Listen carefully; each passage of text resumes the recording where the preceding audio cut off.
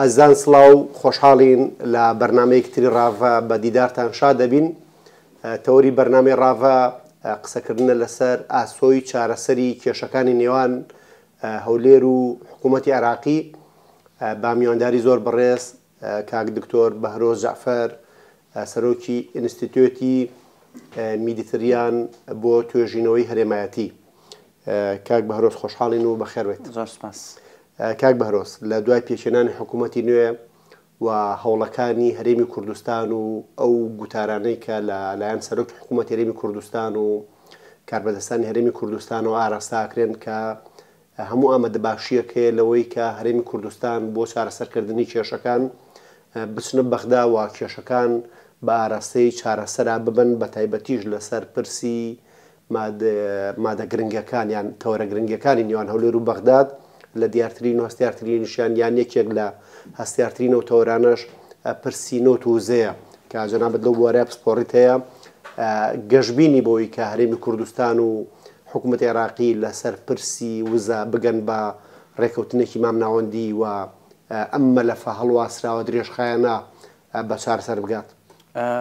دووبارە سوپاس بۆم دەرفەت. هەرێمی کوردستان لەگەڵ حکوومەتی مەرکەزیە پەیوەندیەکانیان بە ململانێ و ناکۆچی و شەڕ و شۆڕی زۆرا تێپەڕیەوە، بەڵام خۆی لە ڕاستیە ناکۆچی و ململانێ سروشتی سیاسەت و سروشتی زانست سیاسیەکانە. ئەگەر تۆ جەنگ ململانێ ناکۆچی تێنژن گرژی لە سیاسەت دەربکەیتە دەرەوە هیچت بۆ نامێنێتەوە. لەبەرەوە ئیشی تۆ ئەوەیە بە دوای سەرچاوەکانی هێزا بگەڕێ و پەیوەندیەکانی هێز بدۆزیتەوە، چوەک دەوڵەت چوەک هەرێم بە شێوەیەکی گشتی هێز بۆ خۆت پیا بکەی بۆ ئاسایشی نیشتیمانی خۆتی پێ بپارێزی. بەڵام بەغدا لەگەڵ هەرێمی کوردستانە بەردەوام خەریکی ئەوە بوون یەکتریان بێهێز کردووە، یان یەکتریان چەسانۆتەوە بەیان ئەوان زیاتر، چکە هەرێمی کوردستان کێشەیەکی لەگەڵ بەغدا نیە، ئەوان کێشیان لەگەڵ ئێرە هەیە. مەسەلەن ئەمە عومقێکی زۆری هەیە لە دوای دروستبوونی دەوڵەتی عێراقیەوە. وە بزانم چەند دقەیەکی تر مۆندیالی قەتەر دەست پێکە. ئەگەر تۆ سەیری نمونەی قەتەرکەی لە منتیقا هەموو وڵاتانە بەرهەمی گۆڕانکاریەک لە دوای یەکن کە دروست بوون ناوچەکە. لە دوای جەنگی جیهانی یەکەمەوە کە دەوڵەتی عوسمانی نامێنێ ئیتر 22 دەوڵەتی عەرەبی دروست بووە، بەڵام قەتەر چووکە وڵاتێکی نەوتاوی و یەدەکێکی غازی یەجگار بەرچاوی هەیە و لە ئێستای دنیاە چاو لەسەر نەوت و غازی سروشتی و بەقەت هیچ کاتێک لە مێژووی پەیوەندیدێن دەوڵەتەکانە وزە ئەوەندە گرنگ نەبووە لە ناو پەیوەندیدێنەوە دەوڵەتەکانە و کاریگەری بەسەر گۆڕانکاریە هەرێمایەتی و جیهانیەکانەوە نەبووە. ئێستا بینی مەسەڵەن قەتەر گەورەترین ڕووداوی جیهانی وەرزشی لەوێ ئەنجامەدرێ. مەبەستمەوەی بڵێم نەوت زۆر ئەوەی کە مۆندیالەکە 220 میلیارد دلار بە پارەی چیە؟ مەسەڵەن بە پارەی حوشتر و خوڕما و مەڕ و بزن و ئەمە نییە، پارەی نەوتە. لەبەرەوە بینی نەوت و وزە معجزەی وەکو ئەوەی قەتەر و وەکو ئیمارات و وەکو ئەو دۆخە گەورە جیهانیانە دروستەکان لە ناوچەکە. ئەکری هەرێمی کوردستانی شاو لەمانە بکات و بتوانێت باشتر ئیش لەسەر بنیاتی تاحتی خۆی بکات لە پەیوەندیەکانی لەگەڵ ئەو بەغدادا. وەزعی عێراق من هەروایە بینم 6 مانگ بۆ 8 مانگ بۆ ساڵێک کیتر یعنی عێراق بە گشتی ئەمەوێ بڵێم جەنگێکی شیعی قەرزارە، شیعە و شیعە قەرزارە. ئێمە هیچ حەلێکی تر نییە لە عێراقات جگە لابد ئەن یەکون الحرب بێت جەنگەکە ڕووبدا لە عێراقا. واتە بەڵام ئەم جەنگەش کە ڕووی نەداوە چەند ساڵێکە ئەمریکا و ئێران و وڵاتانی ناوچەکە ڕایان کردووەکە ناو عێراق وەکو دەوڵەت نەماوە، وەکو سیادە نەماوە، وەکو هێز نەماوە. بۆ نەماوە؟ چونکە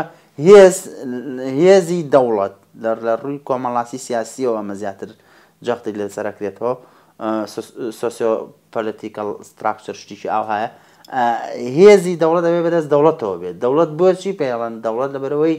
هێزی ئیجبارکردنیە، قووەتی ئیجباری بەدەستەوەیە. مەسەن ئێستا ئەگەر تۆ پۆلیسێک لەسەر جادە جلی مروری لەبەر نەبێ با تایوارە شاور لێ بە کەس بۆ ئێوەستێ کەس بەڵام کە جلێکی نیزامی دەوڵەتی لەبەرستە ئەمە هەیبەتێکی هەیە، شتۆیەکی هەیە ئەتوانێت خەڵ لەسەر و جادێ ڕابگرێت. عێراق ئەمەی نەماوە، ینی هێزی دەوڵەت بەدەست دەوڵەتەوە نییە، بەدەست کۆمەڵی میلیشیا و خەڵکی لە یاسا دەرچووە لە عێراقا. هەریەکە و کۆمەڵی وەزارەتی گرتووە و کۆمەڵی وەزارەتی گرتووە لە بەغدا و لە بەسڕە و لە کوێ و لەوانەوە وەکو غەنیمە سەیری پۆستەکانەکە. بۆیە ئەبێ هەرێمی کوردستان وا بڕوانێتە عێراق، وا بڕوانێتە بەغدا کە ئەم 6-7 ساڵە یان ئەم 6 مانگەیات بۆ ساڵێک دەرفەتی لەبەردەسایە. دەرفەتەکە چیە؟ نرخی نەوت بەرزە. ئێستا عێراق 9.3% ئابوووریەکەی گەشەی کردو ئەڵمانیا بۆی بەرزی نرخی وزۆ 3.7% ئابوووریەکەی داکشان و نزمبوونەوەی بەخۆیەوە بینیوە ئەمە سەریکە عێراق بۆ بە گەورەترین دەوڵەتی گەشەکردووی ئابووری لە جیهانی عەرەبیە سێهەم دەوڵەتی گەشە سەندووی ئابووری ئەم ساڵی 2022 لە جیهانە عێراقە بەڵام ئایا عێراق دەتوانێت ئیسفادە لەم گەشە ئابووریە بکات بەهۆی بەرزبوونەوەی نرخی نەوتەوە ئەگەر عێراق نایکا بە هەرێمی کوردستان هەوڵدا کێشە و گێرە و بەرە بۆ خۆی دروست نەکات لە چوارچێوەی دەرچواندنی یاسای نەوت و غاز لە پەرلەمانی عێراقا نوێنەرانی کوردیش بکەن لەوەی یاسایەکی مولائیم دەربچێن لەگەڵ بەغدایە پێکەوە پرسینەوتە بە چوارچێوەی و یاسایی دارە بن بۆ ئیسفادە لەم دەرفەتە دارایە گەورەی بکەن کاتۆتە پێشەوە.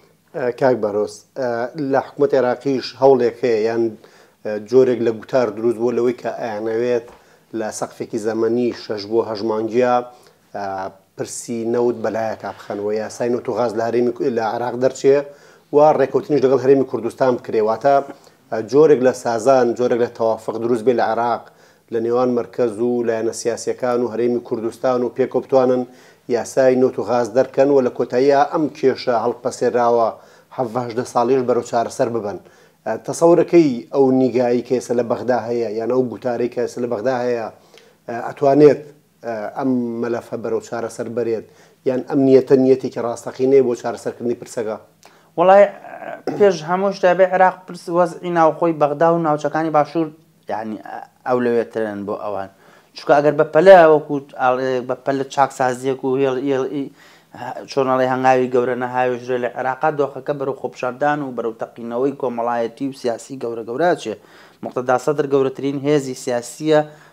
هەتا سەر بەدەنگ نابێ بەرامبەر بەم حکوومەتەوە بەم حکومڕانیکە برادرانی شیعەی دیکە خەریکی داردانی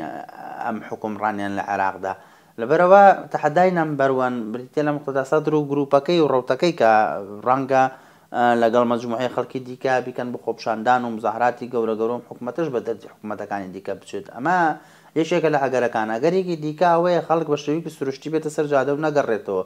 ئاگەدەرێکی دیکە ئەوەیە کە بێداکێشانی چەکداری دروست بێت کە شەڕەکە دروست بوو ئیترە بێت هەرێمی کوردستان خۆی بۆ جیابوونەوە حازر بکات چونکە هیچ دۆخێک نەماوەتە هەت سونەکانیش بەمان شێوە شیعەکانیش بەمان شێوە یعنی دۆخەکە بەرەو ئەنناون ئەچی ئەنناون یعنی تۆ بەرەو ئەدرێتە دەست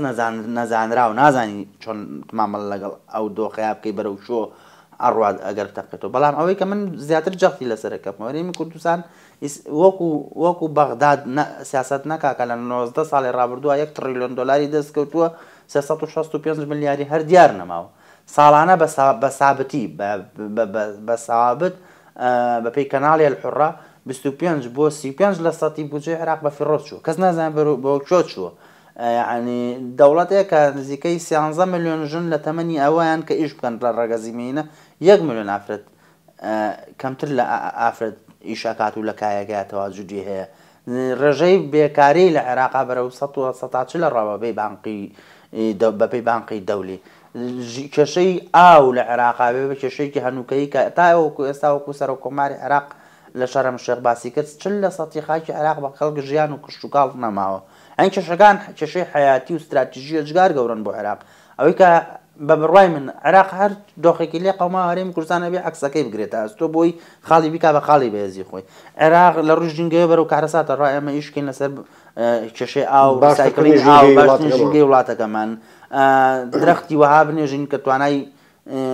چۆنە دەڵێی من ناتوانم چونکە مەجالی اختصاسی قسەکردنی من نێوە توانای ڕوبەڕووبوونەوەی پیسبوونی ژینگە و زیادکردنی ئاو و وێشتنەوەی زەوی بە تەڕی هەبێت عێراق 1 تریلیۆن دۆلاری دەستکەوتووە 365 ملیاری بە فیڕۆدا و کەس نازانێ بەرەو چۆڕۆ هەرێمی کوردستان چاکسازی و شەفافیت پێڕۆ بکات عێراق 1 دیناری لەم ساڵەکە لە مێژووی عێراقەوەنەی 2022 داهاتی نەبووە بەڵام 1 دیناری سەرف نەکردو بۆ پرۆژەیە کە داهات بە دوای خۆی بێنە لەم ئایندەیە یعنی پرۆژەی وها استراتیژی ئەنجام نەداوە کە لە ئایندەیە ئەم پرۆژانە داهات و سەرچاوی دەخلی بۆ حکوومەت دروست بکەن شتی ئاوها استراتیژی کە ئیش لەسەر هەمەڕەکردنی سەرچاوەکانی داهات و ئابووری بکاتەوە هەرێمی کوردستان پێچوانەوە بێ ئیشکا لەسەر کەمتر پشتبەستن بە نەوت ڕنیۆبڵ ئینەرژی تااقاتی متەجەدیدە بەرهێمەنانی کارەبا لە ڕێگەی خۆرەوە لە ڕێگەی باوە لە ڕێگەی پەیێنی شیمیاییەوە ئیش لەسەر ئەم فکرانە بکات بۆی ئەو غاز و یەدەکەی کە هەیەی بیفرۆشێت و بنیادی تحتی وڵاتەکەی خۆی بێ بەقوت بکات. مثلا عێراق میلیشاکان 76 گروپی میلیشایی جۆرا جووری تیاریمی کوردستانیش لەسەری خستنی هێزی پێشمەرگەوە ئاسایش بکات. ئەمە بەو نەوعی لێ دێت ئیتر هەموو کۆمەلگای نێودەوڵەتی پەنجە بۆ هەرێمی کوردستان ڕاکێشەوە وەکو ئێستش بە دووبەیەکی دیکە نایە بن یان هەرێمی کوردستان بە سوچە ئارامەکەی عێراق ناو ئەبرێت و واشە فەعلەن. ئەگەر ئێمە بەم شێوەیە سیاسەتمان کرد ئەو کاتا توانین پاڵپشتیکی نێودەوڵەتی جگار بەهێزتر بۆ هەرێمی کوردستان مسۆگەرکەین و وەکو لە سەرەتای بەرنامەکەشتم هەمیشە ئەم دەوڵەتانەی کە دروست بوون لە ناوچەکەی ئەم گۆڕانکاریانەی کە دروست بن بەرئەنجامی گۆڕانکاری ناوچەی و جیهانین. هەموو گۆڕانکاریکی ناوچەی جیهانیش من قەناعەتم وایە بە قازانجی هەرێمی کوردستانە چونکە ئەو تا دۆخی ئێرانە بینی مزارەیە زیاتر لە 65 ڕۆژە. تورکیا یعنی ئێستا حاڵی حاضر عێراق کە وڵاتێکە زۆر دواکەوتوترە لە تورکیا. عێراق 90 ملیار دلار یەدەکی تورکیا 35 ملیاری نییە. یعنی ئەمە نەو دروستی کردووە بۆ ئێمە بێ ئیسفادە لەم بەرزی نرخینەوەتەوە وەربگرین بنیادێکی تحتی بەهێزتری پێ دروست بکەین لە هەرێمی کوردستان پرۆژەی وها استراتیژی ئەنجام بدەین کە لە ئایندای بێتە سەرچاوی دەخل بۆ خەزێنی حکوومەت دروست بکات. کاک بەهرۆز دەست خۆش بێ لە پاڵ ئەو هەوڵانی بۆ چارەسەرکردنی گرژەکانی ئاو تێنەگەیشتنی لە نێوان هەولێر و بەغدا هەیە لەسەر پرسی مەلەفون نەوت و غاز جەنابەت بە حکومی کە لە سنتەرێکی بواری توێژینەوەی هەرێمەتی کارەکەی دووە پسپۆڕی و تەخەسوسیش لە بواری کاڵایەکی گرنگی یان کاڵایەکی نێودەوڵەتی وەکو نەوتا هەیە. پێم خۆشە دیدی جەنابەت سەبارەت بە هەوڵەکانی هەرێمی کوردستان یان ئەو سیاسەت و فەلسەفەی کە هەرێمی کوردستان گرتوێتێ بەر لە ماوەی ئەو 15 ساڵی ڕابردووە لە پرسی دەرهێنانی نەوت و هەناردەکردنی و دواتر پەنابردن بۆی کە غازی وەکو سەرچاوەیەکی تری سروشتی بێتە ناو کایەکەوە و هەرێمی کوردستان بچێتە سەر نەخشەی وزەی جیهانی.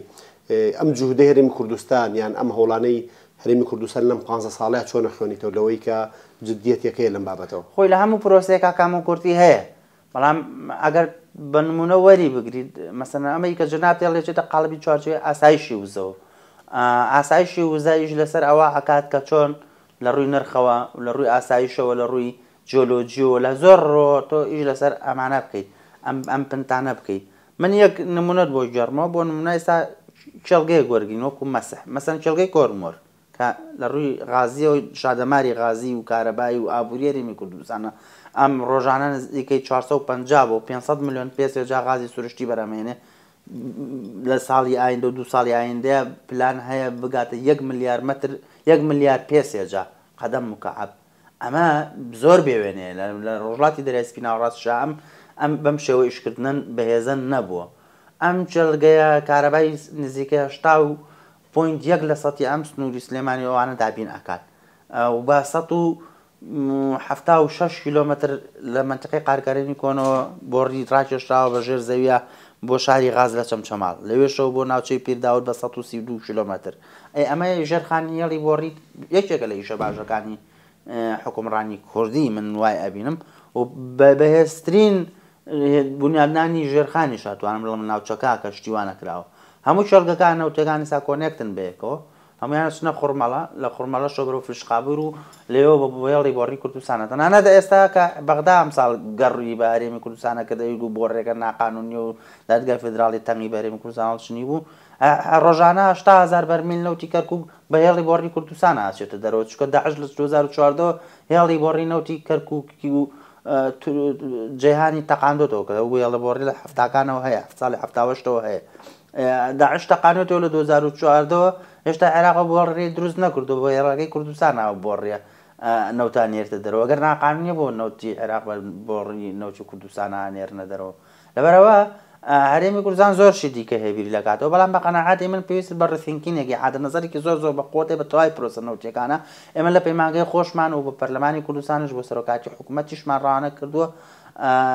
بە 3 زمانیش نەک بە 1 زمان کە ئەم ڕثینکی نامی عادە نەزەرە چۆن نەکرێ مەسەلەن لە گرێ بەسەر نەوتیەکانەوە ئەبێ پیا بشتۆ چکە کۆستێکی زۆر تێچوویەکی زۆری کۆمپانیا فڕەڕەگەزەکان هەیە لەسەر نەوتی هەرێمی کوردستان. من نامێت زیاتر بچمەوە چکە بابەتەکە زیاتر ڕووی لە بەغایە و چۆن مامەڵە بکەین اینجا دەرهێنان زۆربەی بیرەنەوتەکان پێویستیان بە نۆژۆنکردنەوەی لە هەرێمی کوردستان نامێت یەک پێک بیرەکان بڵێم تەق باشترین نمونەیەکە لە 2015 140,000 بەرمیل لەوتی بەرەمێنا ئێمڕۆ 5,000 بەرمیل لەوت بەرەم نایێنێ بێ لێ کۆنینەوە بکەی بزانێت لە ڕووی جۆلۆجی ئەم خاکە پیرۆزەمان داوا بەدەست کۆمەڵی کۆمپانیای بیانیەوە کە بەس سەرمایە و سەرمایەکەڵەکردن ئەزانن بۆچی وای لاتەوە نییە ئەجا مەسفاکانێ چەند مەسفایەکی نیشتیمانی بە قووە دابنین لە بری و هەر کەسەوە ڕسێ بەخۆی مەسفایەک و کۆمەڵێک ئالێت بێنێتوانە خۆشبەختانە حکوومەتێرە نزیکەی پێم وایە 147 مەسفای لەو 300 کەسەر مەسفایە ناقانونیە داخستووە هیوادارمان دیکەش بێنن داخستن چکە بەشێکی زۆران زەرە لە ژینگە شەدەن ئەجا هەناردەکردن بەچی هێڵێکی بۆڕیا تۆ ڕۆکەیتە چۆ مەسەلەن ئێستا هێڵی بۆڕی کوردستان لە 2017 بەدواوە 60% کۆمپانیای ڕۆزنەفت و کەواتە رووسیا دەستی لە ناونەوت و غازێرەمی کوردستانە ئێستا بەرەبەرە کۆمپانیای کار گروپ 60% بۆ بەقاوانی 60% هێڵی بۆ ڕێگەت ڕۆزنەفت بۆ بە 40%. ئەجا مارکێتین لۆبیکردن بۆ ئەم پرسە لە دەرەوە ئەمڕۆ جانی کەمیونیکیشن زۆر شتی فەرز کردووەکو زانست تۆ توانین لە دەرەوە بە ئاسانی بیکەی لە 60 هەفتاکانە باوکو باپیری ئێمە بۆ شاخۆ بن ڕادیۆکان سعادێ نابنە گوێ زۆریان پێ خۆش بوو بڵێ ئەمقە کوردیە باسی جۆی کوردی بکە بەڵام ئێستا بینی دنیای ئێمڕۆ بە 1 هاشتاگ ملیارەها کەس وەنیە ئەتوان ئەم پرسەی تۆ ببیستن بژنەفن وەکو ئەم قەزەی کوردی وەکو دۆزێک ببینن ئێمە وایە نبینین کە مەسەلەی کورد برتێ لە مەسەلەی چاڵێکەڵکەنەوەنێ بۆ ڕینەوت و بینێرە دەرەوە نا مەسەلەکە لەمە گەورەترا تۆ بەڵام ئێستا مەسەلەی وزە ئەوەیە لە ڕووی ئابووری و کاڵایەکی استراتیژیە بەڵام چۆن وای لێ بکەم خزمەت بە ئاسایشی نیشتیمانی من بکات هێز وەکو ڕیالیستەکان لە ئەمریکا باسیەکان مەدرسەی ڕیالیزم بۆ خۆم دەسەبەر بکەم ئەجا ئەمەیە مەسەلەکە من سەرباری قسەکانم بەوە ئەهێنم کە ئێمە ئەبێ لە استراتیژی خۆمانەوەی دابنین وەزەی بەغا تێکەچێ عراق تێکەچێ و هەریش ئەبێت تێک بچێت و تێکەش ئەچێت چونکە ڕێگەی دیکە لە ئارانی بەڵام کە ئایا تێک چوو ئێمە لەم ناوچێت بەدەست کۆچبەرەوە بەدەست عەرەبەوە بەدەست بیانیەوە تووشی چێرین ئەبێ دانیشین تەکبیر لەسەر ئەم شتانە بکەین کاگوە ڕۆز بەرە کۆتایی بەرنەمەکە چین بەڵام پێم خۆشە پرسیاریەوە شت لێ بکەم بەر لە کۆتایەکەی کە ئەوەی کارێمی کوردستان توانیوەتی ژمارەی باش لە کۆمپانیای زەبەلاحی نەوتی بهێنێت هەرێمی کوردستان وایسە بەشێک لە وڵاتانی ئەوروپا و ئەمریکا پێویستێکی زۆریان بە وزە هەیە ئەکرێ بڵین هەرێمی کوردستان گەمەیەکی باشی کردووە سیاسەتێکی باشی هەیە لەوەی کە لەگەڵ وڵاتانی زلهێزا مامەڵەیەک بکات وە ئەمە بۆ خۆی جۆرە لە جۆرەکان ببێ بەمایەوەی کە وڵاتانی ئەوروپا و ئەمریکا هەرێمی کوردستانیان بۆ گرنگ بێت و ئاستی پەیوەندی دیبلۆماسی و سیاسی و پەیوەندەکانی لەگەڵ هەرێمی کوردستانیشا بەرنەقۆناقی باشتر بێگومان باربارا لیف جێگری وەزیری دەرەوەی ئەمریکا پێم وە بە مانگ و نیوێک پێش ئێستا سەردانی هەرێمی کوردستانی کرد ڕاستەوخۆ بۆ ئەو بوو بە بەغدا بڵێ ئێمە پاڵپشتی سیاسەتی نەوتی هەرێمی کوردستان نەکەین من ناڵم سیاسەتی نەوتی هەرێمی کوردستان ڕەنگە لێرە دانیشم 100 کێشە بۆ بژمێرم لەسەر نەوتی عێراق و هەرێمی کوردستانیش تووشی کێشە بوون و کێشەی هەیە و بێت چاک بکرێ بەڵام پاڵپشتی سیاسەتی نەوتی هەرێمی کوردستانی کرد باربارا لیف من نا لە ئیماراتیش سەردانی کردن بۆچی ئیمارات لەبەرەوەی داناغازی ئیماراتی گەورەترین چڵگەی غازی کوردستان بەڕێوە ئەبات تورکیاش پاڵپشتی هەرێمی کوردستانەکە لە ڕووی سیاسەتی نەوت و غازەوە لەبەرەوەی ژمارەیەکی زۆر کۆمپانیای تورکی هەر ئەوە نییە پێت ئۆیڵ و گەنەڵ ئینەرجی ئەوانە کۆمپانیای دیکە لە ڕووی لۆجستی و هاوکاریە چەڵگەکانن ئیدارەی ئەمریکا ئەم ساڵ 250 ملیۆن دۆلاری بەخشیوە بۆ فراوانترکردنی پلانتەکانی چەڵگەی کۆرمەر و چەمچەماڵایە ئەمە پاڵپشتی نییە هێزی پێشمەرگە هەتاوەکو ئێستا